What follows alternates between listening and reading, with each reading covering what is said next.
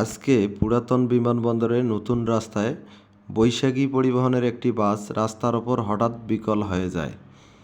ঘটনাটি অফিস টাইমে এবং ওয়ান ওয়ে রাস্তা হওয়ায় দ্রুত পেছনে ব্যাপক যানজট সৃষ্টি হয়।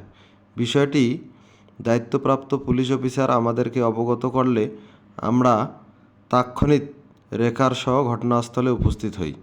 বাসের চালকের কাছ থেকে বিকল হওয়ার কারণ জানতে পারি যে বাসটির টাই রড ভেঙে গিয়েছে, যার ফলে বাসটি সরানো সম্ভব হচ্ছিল না।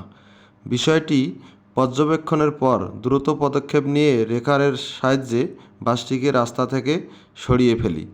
যান চলাচল স্বাভাবিক রাখতে বাসটি পুরাতন বাণিজ্য মেলার মাঠ নিরাপদ স্থানে রাখা হয়। যানজটে ভোগান্তির জন্য আমরা দুঃখিত এবং সংশ্লিষ্ট সকলের দ্রুত সহযোগিতার জন্য আন্তরিক ধন্যবাদ জানাই।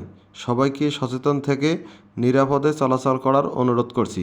ধন্যবাদ সবাইকে। সবাই ভালো থাকবেন। আল্লাহ হাফেজ।